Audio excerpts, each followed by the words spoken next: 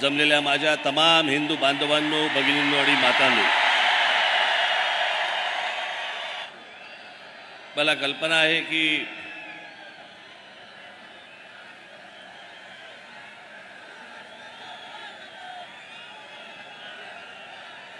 बसायला सोडा पण उभं राहायला पण जागा नाहीये.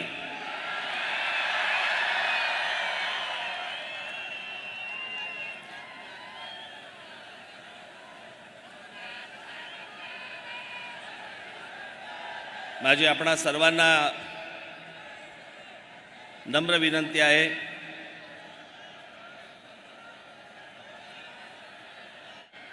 की आपल्या घोषणा, आपलं बोलणं हे जर थांबलं तर मला अनेक विषय आपल्याशी आज बोलता येतील. मी आता येत असताना बाहेर देखील आज अजून हजारो लोक आहेत बाहेर की त्यांना आतमध्ये येता येत नाहीये कारण आतमध्ये जागाच नाहीये.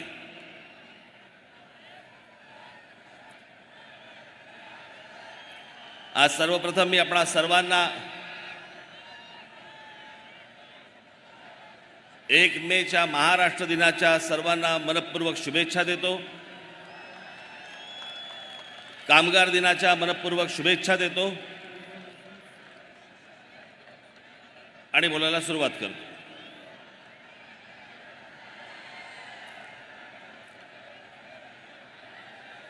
खरं तर सभा होणार नाही होणार, राज ठाकरेंनी सभा घ्यावी न घ्यावी,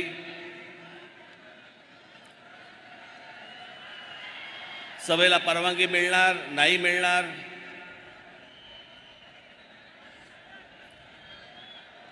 खरं तर हे का ही गोष्ट केली मला अजूनपर्यंत समजलेली नाही.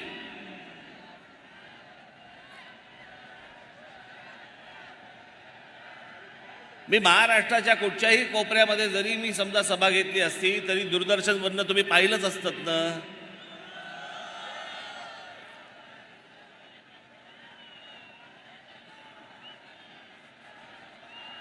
मुंबईला गुढीपाडव्याच्या दिवशी एक सभा घेतली,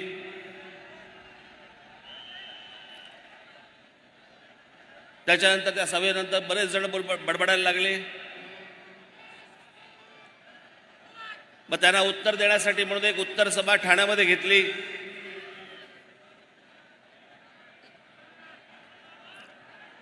खरं तर 2च सभा मी घेतल्या.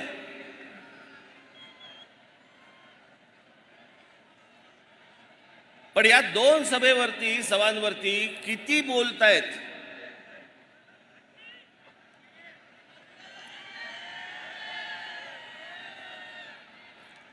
आणि मग ही ज्यावेळेला ठाण्याची सभा ज्यावेळेला झाली त्यावेळेला माझ्या दिलीप धोत्रेंनी मला फोन केला.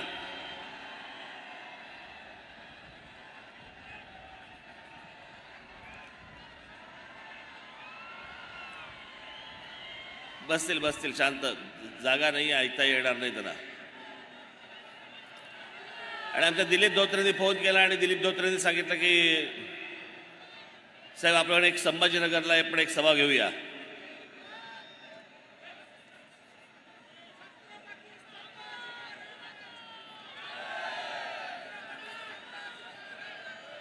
आणि म्हटलं हा तर संभाजीनगर हा तर महाराष्ट्राचा मध्य,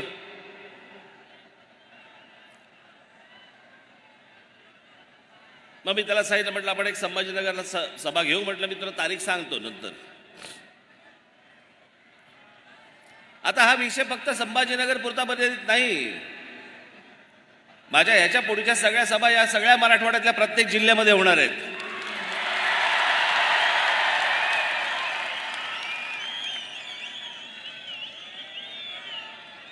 तसंच विदर्भातही जाणार आहे.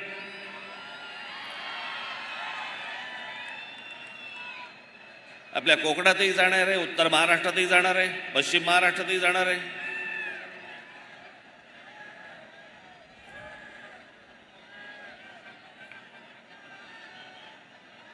पण या सभांना आडकाठी आणून काहीच होणार नाही. मी कुठेही बोललो तरी ते लोकांपर्यंत पोहोचणारच आहे.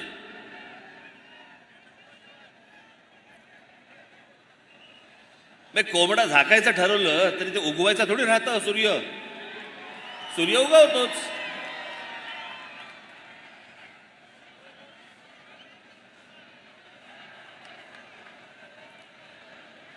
पण आज या ऐतिहासिक संभाजीनगरमध्ये जी काय उरली सुरली जी काय आहे ती म्हटलं आता जरा संभाजीनगरमध्ये काढू.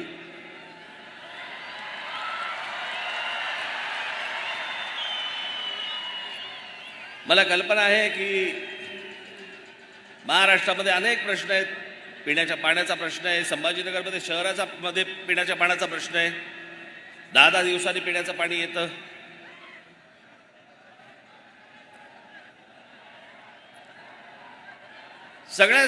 सगळेच अडचणी आहेत. सगळेच प्रश्न प्रलंबित आहेत. मला याची संपूर्ण कल्पना आहे.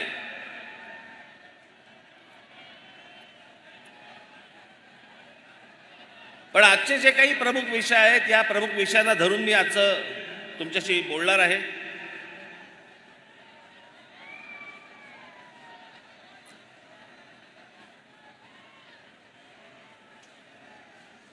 आज या संभाजीनगरमध्ये खरं तर या संभाजीनगरचं ह्याचं मूळ नाव खडकी.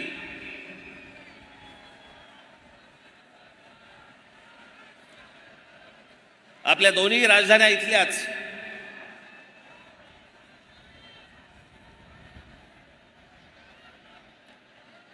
एक आमचा देवगिरीचा किल्ला आणि त्याच्या अगोदरची आमची पैठण.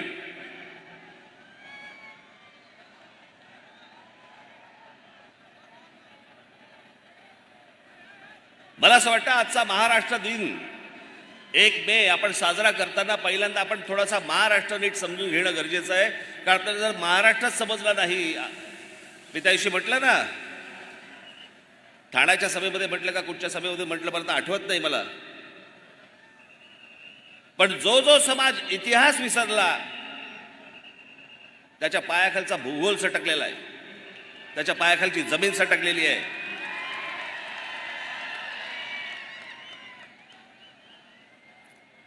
आणि म्हणून मला असं वाटतं की थोडासा इतिहास आपण समजून घेणं गरजेचं आहे की आपण कोण आहोत. आपण महाराष्ट्राचे आहोत. आपण मराठी आहोत.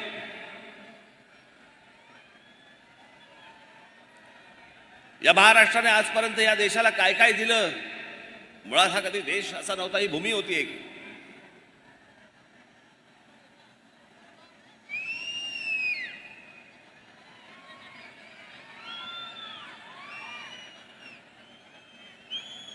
पण आमचे ज्ञानेश्वर गेल्यानंतर ज्या वेळेला अल्लाउद्दीन खिलजी ज्या वेळेला महाराष्ट्रामध्ये इथे आला,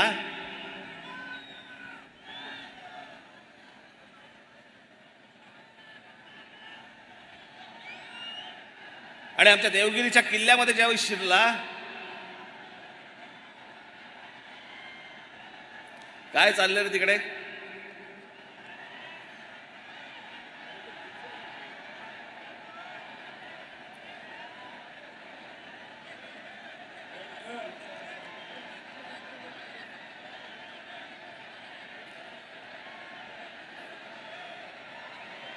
जर कोणी टाळकी जर काही गडबड करायला आली असेल तिथल्या तिथे हाणा.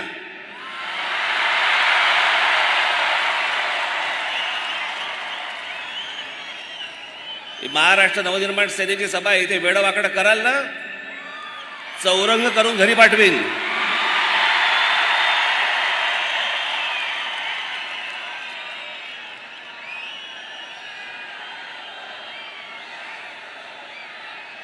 बसा बसा. लगेच बघायला लागले काय झालं काय झालं. काय नाही झालं. बसा.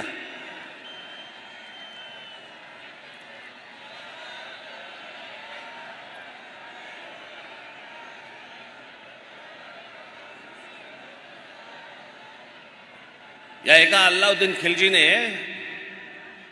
1 लाख लोक घेऊन येतोय म्हणून सांगितलं. रामदेवराव यादव आमचा राजा बेसावत राहिला. आमच्या किल्ल्यामध्ये फितुरी झाली.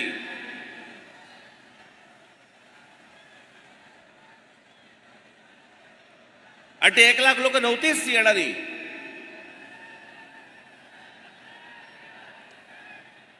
आलेले लोक काही हजारात होती. मी ज्यावेळेला हा इतिहास ज्यावेळेला वाचतो त्यावेळेला मला कळतं. नाही तर आजच्या सोशल मीडियावरती आपल्याला बघतो ना आपण, अल्लाउद्दीन खिलजीचं सैन्य येत आहे, ही महाराष्ट्रातली पहिली फेक न्यूज. आपण फेक न्यूज हल्ली फक्त व्हॉट्सअपवरती बघतो. वाटेल ते देतात, वाटेल ते सांगतात.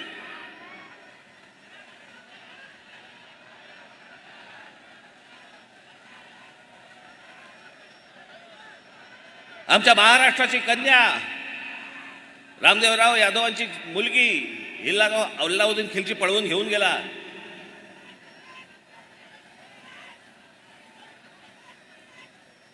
महाराष्ट्रामध्ये अंधकार पुढचे साधारणपणे 400 वर्ष महाराष्ट्र खितपत होता.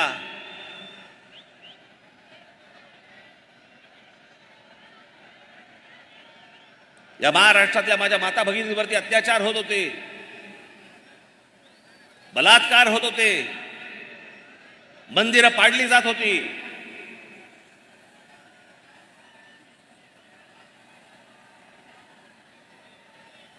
याच पैठणला आमच्या एकनाथ महाराजांनी तेव्हा तिथे आरोळ दिली, दार उघड भैये दार उघड. हे नाही पाहत आता पावत.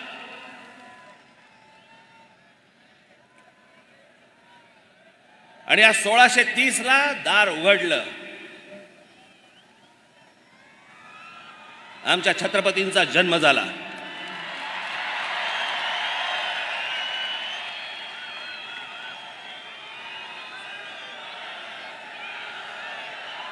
स्वाभिमानाने कसं जगायचं असतं आणि काय जगायचं असतं हे आमच्या राजाने शिकवलं.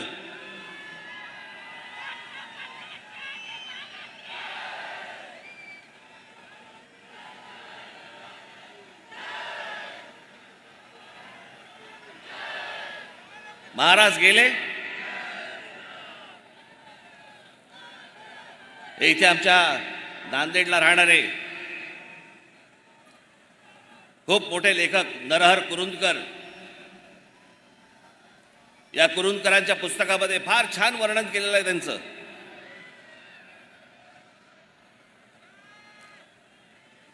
छत्रपती शिवाजी महाराज म्हणजे कोण होते. आपण फक्त काय विचार करतो, अफजल खानाचा कोथळा पाडला, शाहिस्ते खानाची बोटं छाटली, आग्र्यावरून तिथून निसटले. पण केवळ 50 वर्षाचं आयुष्य, 50 वर्षाचं आयुष्य, इतका मोठा हा राजा, हा बादशाह औरंगजेब, हा शिवाजी महाराजांना तिथून निसटल्यावरती मारण्यासाठी म्हणून इथे आला, सगळं काही सोडून. महाराष्ट्रामध्ये औरंगजेब आलाय 1681 साली आणि महाराजांचा मृत्यू झालाय, महाराजांचं निधन झालंय 1680 साली. औरंगजेबाला माहित नव्हतं का की ज्याच्यासाठी म्हणून आपण महाराष्ट्रामध्ये चाललेलो आहोत तो माणूसच राहिलेला नाहीये, आपण कशासाठी चाललोय. तरी पुढची 27 वर्ष हा औरंगजेब या महाराष्ट्रामध्ये इथे राहिला आणि इथं मेला. 27 वर्ष परत कधी आग्र्याला गेलेला नाहीये. इथे संभाजीराजे त्यांच्याशी लढले, संताजी धनाजी लढले, राजाराम महाराज लढले, ताराराणी साहेब लढल्या.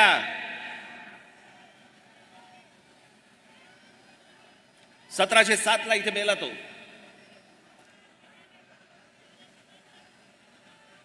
औरंगजेबाने जी पत्र पाठवलेली आहेत ना,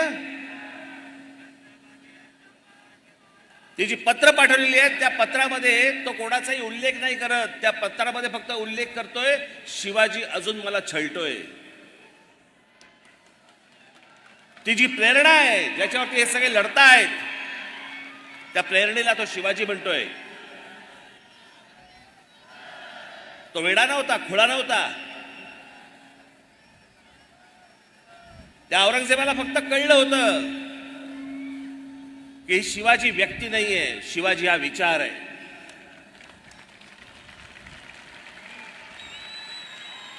छत्रपती शिवाजी महाराज हा एक विचार आहे आणि हा जर विचार या भूमीमध्ये पसरला तर आपलं काही खरं नाही. आणि तेच झालं. संपूर्ण मराठेशाहीने उद्ध्वस्त केलं मोगल साम्राज्य. आज पाकिस्तानामध्ये असलेला तो अटोक किल्ला, ज्याला आपण म्हणतो ना अटके पार झेंडे फडकवले मराठ्यांनी, तो अटोक किल्ला, तिथे भगवी पताका फडकली. हा संपूर्ण मराठेशाहीचा इतिहास आपण विसरलो.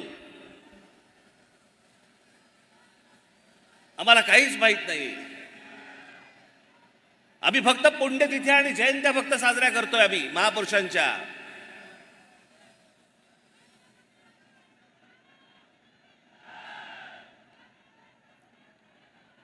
आमच्या डॉक्टर बाबासाहेब आंबेडकरांचं काय वाक्य आहे.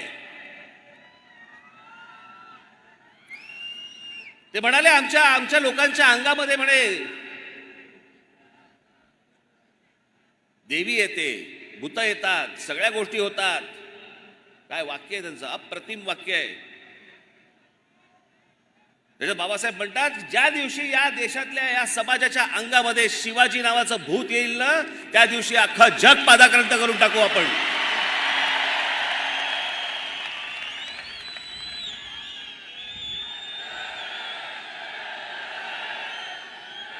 आमच्या अंगात शिवाजी आला पाहिजे. ही आमची मराठेशाही, हा आमचा महाराष्ट्र.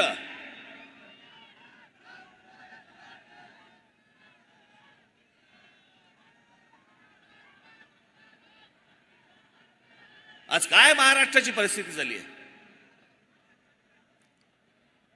आमच्या महाराष्ट्राची आबरू वेशीवरती टाकली जाते. रोज आमच्या ते महाराष्ट्रामधले नेते वाटेल ते बरळतायत, वाटेल ते बोलतायत.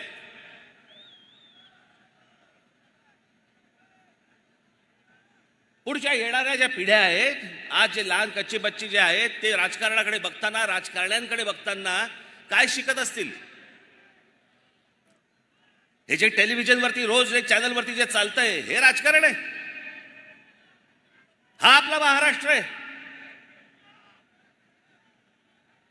ज्या महाराष्ट्राने या देशाला विचार दिला, समाजवादाचा विचार या महाराष्ट्रात गेला, बुद्धिझमचा विचार या महाराष्ट्रात गेला, हिंदुइझमचा विचार या महाराष्ट्रात गेला, कम्युनिझमचा विचार या महाराष्ट्रात गेला. हा महाराष्ट्र तडफडतोय. आणि ह्यांच्या सगळ्यांचे सगळं काय जे रोजच्या रोज जे बोलतात ते आम्ही हसण्यावरही देतोय. रोजच्या रोज आमचा महाराष्ट्र खड्ड्यात जातोय. याच्यासाठी महाराष्ट्र दिन साजरा करायचा आहे आम्हाला, की ज्यातनं आम्ही काही प्रेरणाच घेणार नाही आहोत, ज्यातनं आम्ही काही बोधच घेणार नाही आहोत. सर्वात जास्ती समाज सुधारक या महाराष्ट्राने दिले, विचारवंत या महाराष्ट्राने दिले. एक गोष्ट अशी नाही की जी महाराष्ट्रामध्ये कधी जन्माला नाही आली, महाराष्ट्राने इतरांना दिली. आणि आज काय महाराष्ट्राची हालत करून ठेवली आपण. आई बहिणीवरनं शिव्या घालतायत. कोणी मुद्द्याचं बोलायलाच तयार नाहीये. सगळेजण मुद्द्यावरती बोलतायत. आम्ही काय शिकवतोय तरुणांना? हुल्लडबाजी. याचं कारण आमचं लक्षच नाहीये.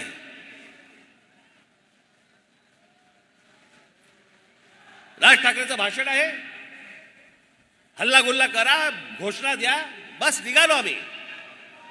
आम्हाला यातनं काही घ्यायचं नाही. इथेच मरतो आपण.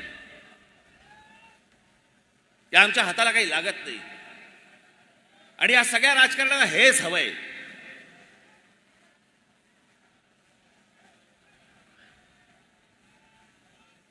माझी 2 भाषणं काय झाली, त्याच्यावरती सगळे काय फडफडायला लागले.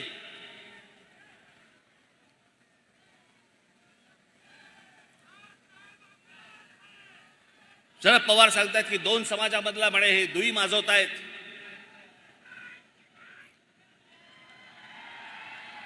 हे महाराष्ट्र आणि देशासाठी म्हणे योग्य नव्हे. मी दुई माजवतोय. पवार साहेब, आपण जाती जातीमध्ये जे भेद निर्माण करताय ना, त्याने दुही माजती आहे.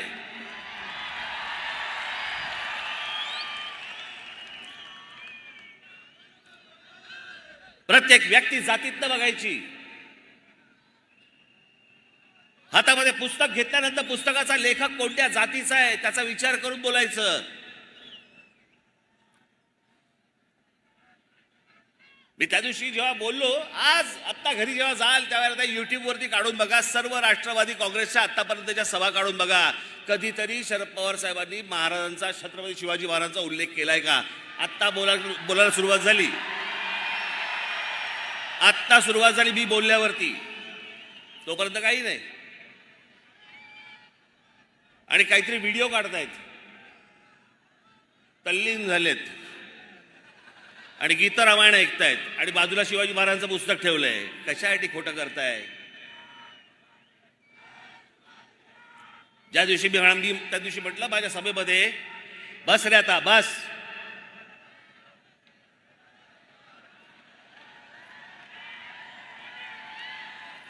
त्या दिवशी जेव्हा मी म्हटलं की शरद पवार साहेब हे नास्तिक आहेत, लागलं, झोमलं.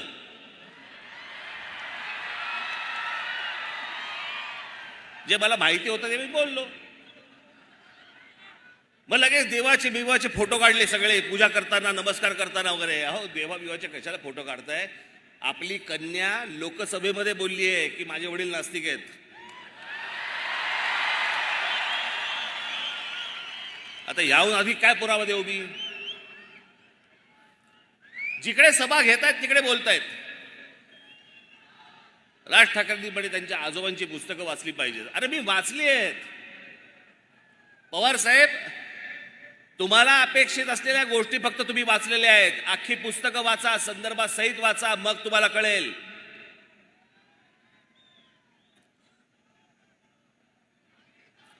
माझ्या आजोबांनी जे लिहून ठेवलंय ते जर समजा तुम्ही नीट वाचलं तर ते परिस्थितीला धरू नये. ते व्यक्तिसापेक्ष आहे.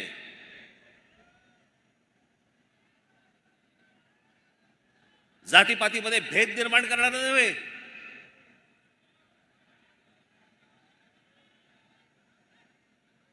हा आपला हिंदू धर्म मानणारा माणूस होता, तो त्याची पूजा करणारा माणूस होता.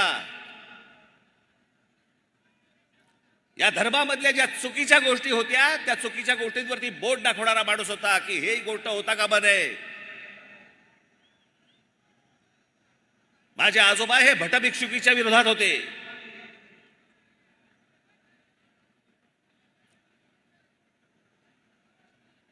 धर्म मानणारा माणूस होता. म्हणून मी आज पवार साहेबांसाठी काही संदर्भ आणलेत.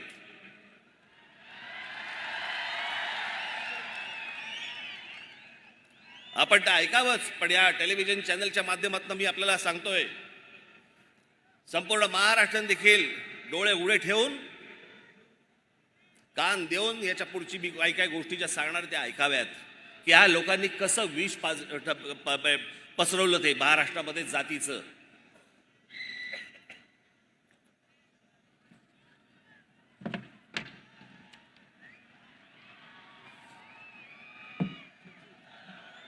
मी प्रबोधनकारांच्या काही पुस्तकं आणि त्यातले संदर्भ खास करून पवार साहेबांना सांगण्यासाठी म्हणून इथे लिहून आणलेत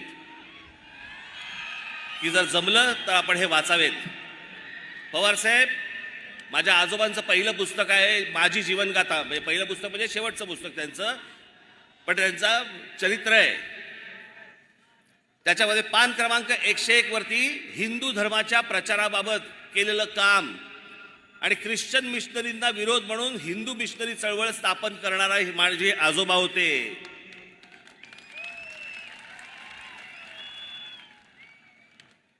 महाराष्ट्रामधला नवरात्रोत्सव आपल्याला कल्पना नसेल, सार्वजनिक नवरात्रोत्सव सुरू करणारे माझे आजोबा होते, प्रबोधनकार ठाकरे होते.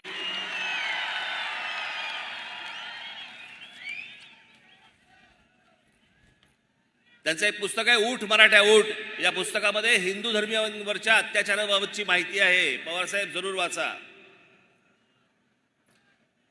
प्रबोधन मधील प्रबोधनकार यांचा खंड क्रमांक 1 प्रतापगडावरच्या भवानीवरचं संकट हे वाचा, रायगडचे ग्रामण्य वाचा, राष्ट्रसेवा हिंदूंचा राजधर्म वाचा. आपल्याला जेवढं पाहिजे ना तेवढंच वाचू नये. हे जे विष या माणसाने जे कालवलं ना, मी जे सतत सांगतोय की राष्ट्रवादीचा जन्म झाल्यानंतर महाराष्ट्रामध्ये जातीपातीचं राजकारण मोठ्या प्रमाणावरती सुरू झालं. जात प्रत्येक जण मानत होता, जात प्रत्येकाला प्रिय होती, पण दुसऱ्या जातीबद्दलचा द्वेष हा राष्ट्रवादी काँग्रेसच्या जन्मानंतर सुरू झाला.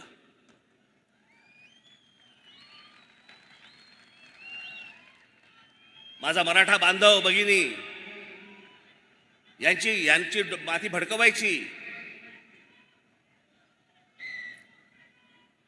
मग कोणतरी जेम्स लेन सारखा एक माणूस उभा करायचा, मग त्यांनी काहीतरी पुस्तक लिहिलं, त्या पुस्तकामधले काहीतरी गोष्टी काढायच्या. आणि ज्या माणसाने संपूर्ण महाराष्ट्रात नव्हे तर देशात छत्रपती शिवाजी महाराज घराघरापर्यंत पोहोचवले, त्यांच्या वृद्धापकाळामध्ये पवार साहेबांनी आमच्या बाबासाहेब पुरंदरेंना त्रास द्यायला सुरुवात केली. कशासाठी? की ते ब्राह्मण आहेत म्हणून. पवार साहेबांना मला एकच गोष्ट सांगायची आहे, या राज ठाकरे ना आमचं घर, आमच्या घरामध्ये आम्हाला कधी जातपात शिकवली नाही, आम्हाला जातपात माहिती नाही, आम्ही जातपात कधी बघत नाही आणि आम्हाला जातीपातीशी काही देणं घेणं नाही. मी ज्याच्याकडे जातो ती व्यक्ती त्या व्यक्तीकडे जातो. मी जात बघून जात नाही, जात बघून पुस्तकं वाचत नाही. तुमच्या मतांच्या राजकारणासाठी हे सगळं ध्रुवीकरण करायचं जर एवढंच आहे तर मग रायगडावरची समाधी ही कोणी बांधली? आमच्या शिवछत्रपतींची समाधी जी बांधली गेली रायगडावरती कोणी बांधली? ही आमच्या लोकमान्य टिळकांनी बांधली. लोकमान्य टिळकांना आता तुम्ही काय ब्राह्मण म्हणून बघणार आहात का? लोकमान्य टिळकांनी ज्यावेळेला स्वतःचं पहिलं वर्तमानपत्र काढलं, त्या वर्तमानपत्राचं पहिलं नाव काय? मराठा.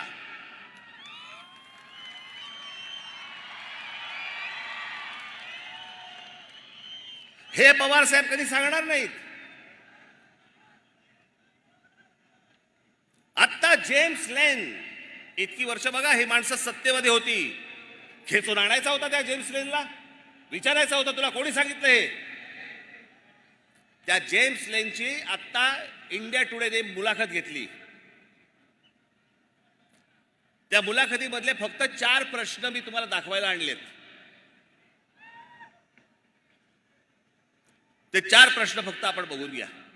दाखव रे. एक मिनिट थांबा.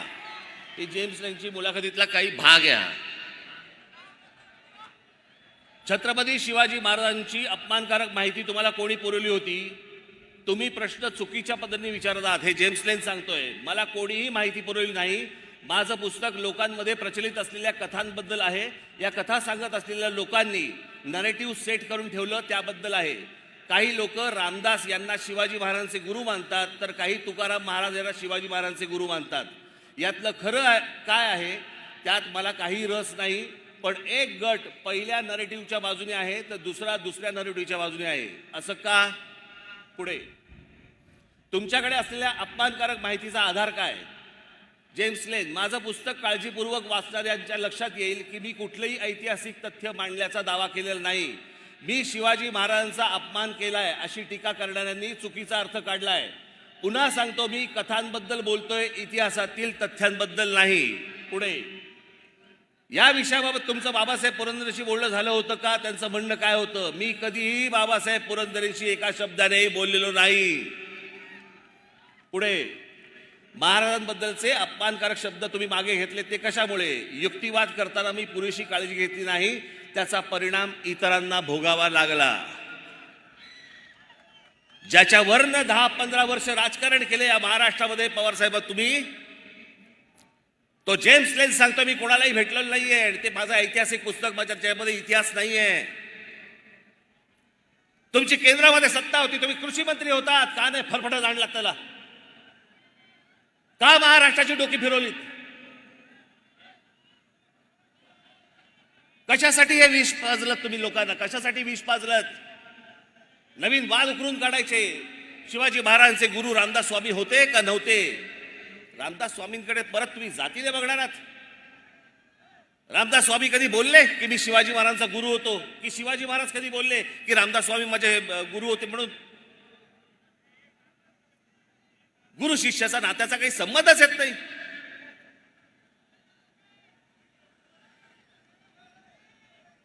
जे रामदास स्वामीने आजपर्यंत जे शिवाजी महाराजांवरती लिहून ठेवलेलं आहे ना,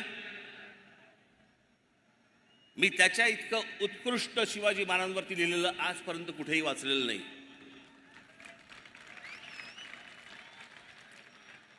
जे त्यांनी लिहून ठेवलंय ना, निश्चयाचा महामेरू, बहुत जनासे आधारू, अखंड स्थितीचा निर्धारू, श्रीमंत योगी, त्याच्यातल्या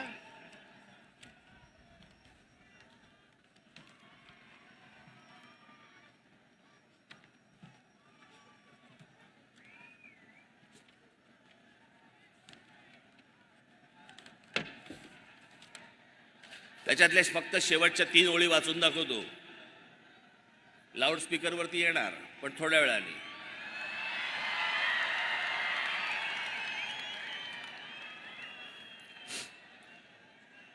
तुमचे देशी हे या ओळी येत नाहीत फारशा, पण हे मी तुमच्यासमोर पूर्ण वाचून दाखवतो म्हणून मी त्यात फक्त शेवटच्या 3 ओळी वाचून दाखवतो. तुमचे देशी वास्तव्य केले परंतु वर्तमान नाही घेतले, ऋणानुबंध विस्मरण झाले काय नेणो, सर्वज्ञ मंडळी धर्ममूर्ती काय सांगणे तुम्हाप्रती, परी धर्म संस्थापनेची कीर्ती सांभाळली पाहिजे. उदंड राजकारण तटले तेणे चित्त विभागिले, प्रसंग नसता लिहिले क्षमा केली पाहिजे. रामदास स्वामी छत्रपतींना सांगतायत क्षमा केली पाहिजे. माफ करा, मला मी लिहिलंय तुम्हाला पण मला माफ करा. गुरु शिष्याला लिहितो, कुठच्या शाळेतला शिक्षक जरा दाखवा मला. मी इतकं वर्ष शिकलो, मला नाही आजपर्यंत आठवत कुठच्या शिक्षकांनी मला माफी मागितली माझी. आणि ही माफी नाहीये, यात प्रेम आहे. हे जातीपातीच्या विषापासून तुम्ही सगळ्यांनी दूर राहणं गरजेचं आहे. या पवार साहेबांना हिंदू या शब्दाचीच मुळात ॲलर्जी आहे.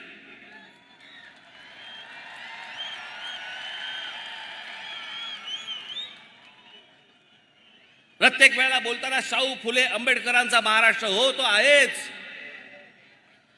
आमच्या शाहू फुले आंबेडकरांचा महाराष्ट्र आहे, पण त्याआधी आमच्या शिवछत्रपतींचा महाराष्ट्र आहे. त्यांचा विचार घेऊन ते पुढे गेले. त्यांचा विचार घेऊन ते पुढे गेले. पण कधी पवार साहेबांच्या तोंडी शिवाजी महाराजांचं नाव कधी ऐकलं नाही. मी आता काढल्यानंतर आता बोलायला लागले. आणि हल्ली काय गोष्टी काय लपून राहत नाहीत. त्या सगळ्या राष्ट्रवादीच्या सभा तुमच्या समोर आहेत, घरी जाऊन बघू शकता. फोटो पण नसतो, फोटो पण कधी नसायचा, आता सुरू केलं लावायला. या सगळ्या गोष्टींपासून मी हे मुद्दामून आपल्याला सांगतोय, कारण हे जे सत्य जे चालू आहे ना त्यांचं. आणि पवार साहेब, पहिली गोष्ट आपल्याला निश्चितपणे सांगतो, मी जात मानत नाही, मला जातीशी काही देणं घेणं नाही. इथे कोणा ब्राह्मणांची बाजू घेण्यासाठी म्हणून मी पण उभा नाहीये आणि कोणाचीच बाजू घेणार नाहीये. महाराष्ट्र असा कधीही नव्हता. याच आमच्या शिवछत्रपतींनी आम्हाला शिकवलं. 18 पगड जातींना घेऊन स्वराज्याची स्थापना केली. या 18 पगड जाती या महाराष्ट्रासाठी झटत होत्या. त्या 18 पगड जातींमध्ये विष घालवलं तुम्ही का? तुम्हाला सगळ्यांमधनं मतं पाहिजेत म्हणून, आमदार निवडून यायला पाहिजेत म्हणून? अहो, एवढ्याशा छोट्याशा गोष्टीसाठी म्हणून हे कालवलेलं विष कुठपर्यंत गेले बघा. शाळा कॉलेजपर्यंत गेलं.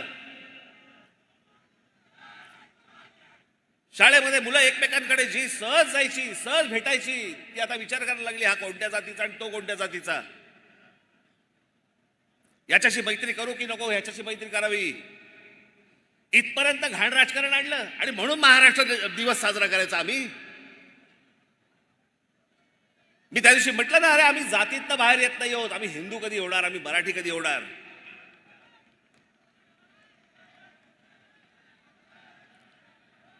आमच्याकडे जातीने विळखा घालून ठेवल्या सगळ्या गोष्टीला. याच्या उपर आम्ही बघायला तयार नाही आहोत. ज्या महाराष्ट्राने इतके उदात्त विचार या महाराष्ट्राने दिले, तो महाराष्ट्र जातीत सडतोय.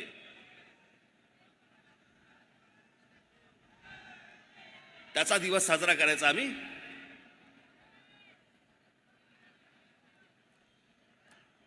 या महाराष्ट्रामध्ये अनेक गोष्टी आहेत. ह्या आता लाऊडस्पीकरचा विषय,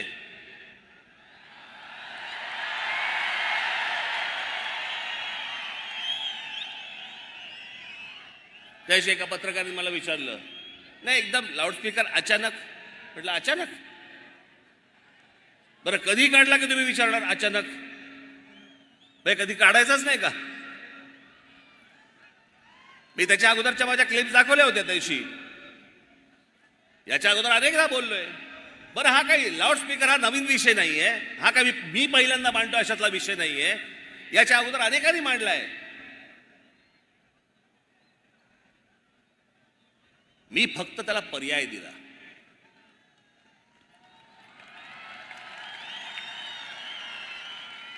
की लाऊडस्पीकर मशिदींवरचे लावून जर समजा तुम्ही गोंगाट करणार असाल तर त्या मशिदींच्या बाहेर आम्ही हनुमान चालीसा पढू, मोठ्याने लावू.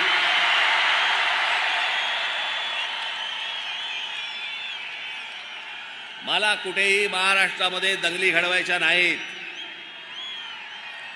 महाराष्ट्रामध्ये मला कुठेही दंगली घडवायची इच्छा देखील नाहीये. मुस्लिम समाजाने देखील ही गोष्ट नीट समजून घेणं गरजेचं आहे.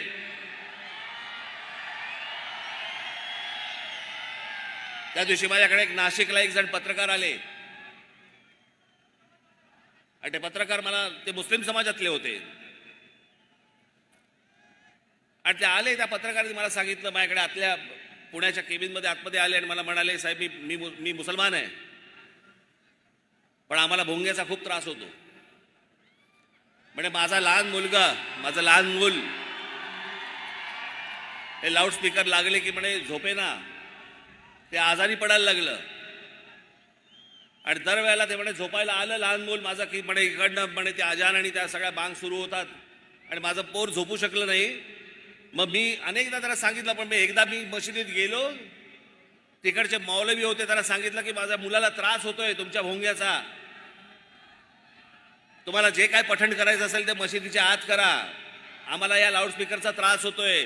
त्याच्यानंतर त्यांनी काहीतरी कमी केलं आणि त्या दिवशी पण मी सांगितलं होतं, आज परत मी तुम्हाला सांगतो, लाऊडस्पीकर हा सामाजिक विषय आहे, हा धार्मिक विषय नव्हे. आणि लाऊडस्पीकर या विषयाला जर समजा तुम्ही धार्मिक वळण देणार असाल तर त्याचं उत्तर आम्हाला धर्मानेच द्यावं लागेल, एवढं पण तुम्ही लक्षात ठेवावं.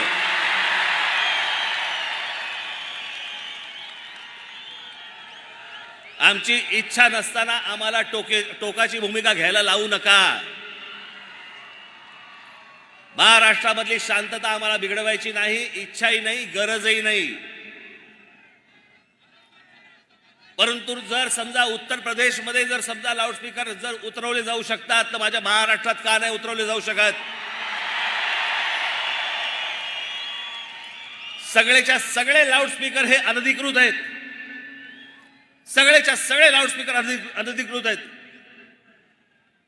सुप्रीम कोर्टाने सांगितलं पण आहे की स्थानिक पोलीस स्टेशनला किंवा त्यांना विचारल्याशिवाय तुम्ही लाऊडस्पीकर लावू शकत नाही, त्यांची परवानगी घ्यावी लागते. किती मशिदींकडे परवानगी आहेत?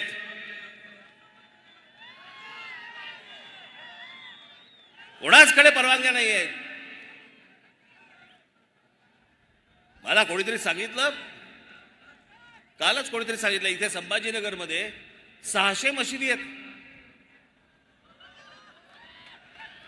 बांगेची कॉन्सर्ट चालते की काय इकडे?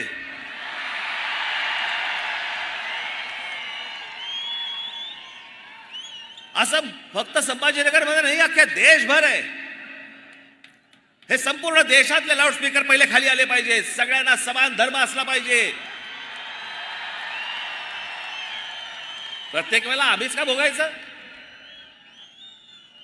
आम्हाला सभा घ्यायची असली की लगेच सांगतात की नाही नाही हा सायलेन्स झोन आहे, इथे शाळा आहे. रात्रीची कुठची शाळा?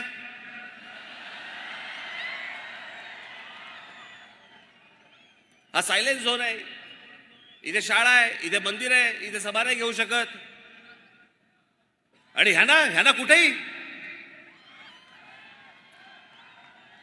रस्त्यावरती येऊन तुम्ही नमाज पडताय. कोणी अधिकार दिले तुम्हाला?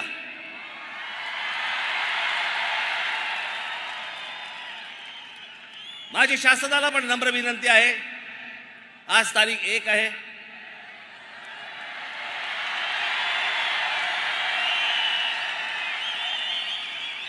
उद्या तारीख 2 आहे,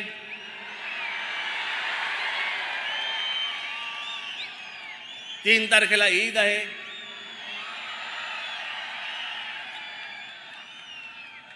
त्यांच्या सणामध्ये मला कुठच्याही प्रकारचं विष कालवायचं नाही. 4 तारखेपासून ऐकणार नाही.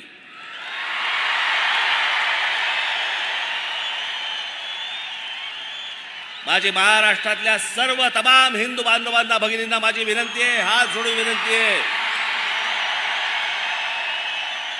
जिथे जिथे यांचे लाऊडस्पीकर लागतील त्यांच्या समोर दुप्पट आवाजाने तिथे हनुमान चालीसा तुमची लागलीच पाहिजे.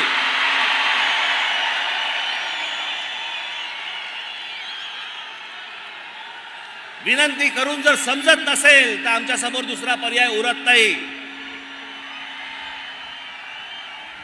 लाऊडस्पीकर तुमच्या धर्मामध्ये बसत नाही.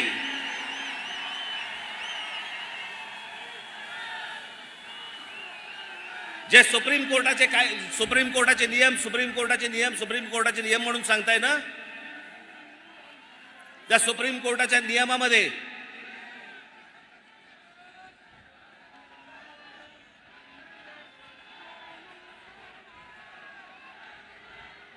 माझी पोलिसांना नम्र विनंती आहे,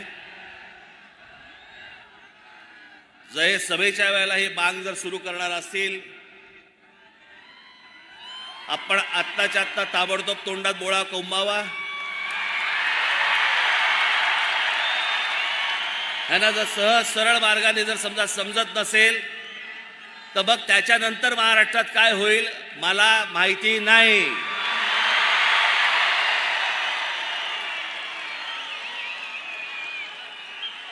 इथे जे कोणी पोलीस अधिकारी असतील त्यांना मी सांगतोय, आत्ताच्या आत्ता जाऊन हे पहिल्यांदा बंद करा.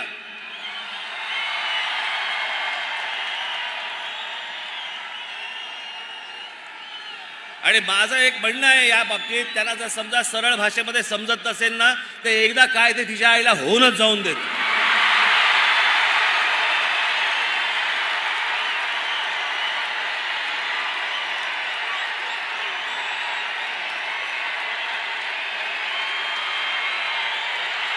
अजिबात शांत बसता कामा नये तुम्ही.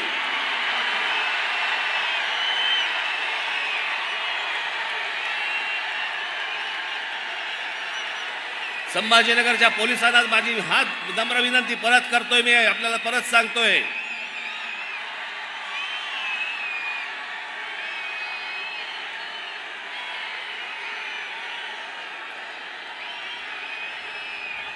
हे जर या पद्धतीने वागणार असतील, यांना जर सरळ सांगून जर समजा समजत नसेल तर महाराष्ट्राच्या मनगटामध्ये काय ताकद आहे ना ही यांना एकदा दाखवावीच लागेल.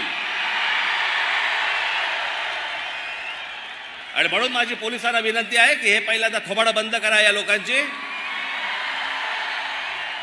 माझी संपूर्ण देशवासियांना, अख्ख्या संपूर्ण देशातल्या माझ्या हिंदू बांधवांना, भगिनींना माझी विनंती आहे की बिलकुल मागचा पुढचा काही विचार करू नका. हे भोंगे उतरले गेलेच पाहिजेत. सगळ्या धार्मिक स्थळांवरचे, मग उद्या मंदिरांवरचे असतील तरी उतरले गेले पाहिजेत, पण ह्यांचे उतरल्यानंतर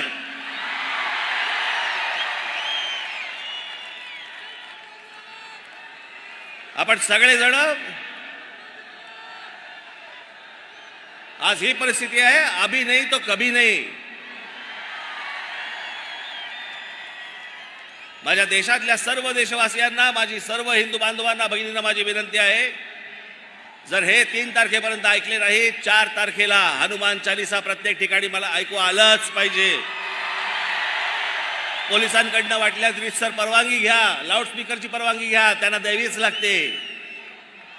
पण ती परवानगी घेऊन आपण या सगळ्या गोष्टी जोरात कराल आणि सामाजिक दृष्ट्या हा इतके वर्षाचा प्रलंबित प्रश्न हा कायमचा निकाली लागेल, याच्यासाठी सगळ्यांनी आपण हातभार लावावा ही नम्र विनंती करतो आणि आपणा सर्वांची मी रजा घेतो. धन्यवाद. जय हिंद, जय महाराष्ट्र. सभेची सांगता राष्ट्रगीताने होईल.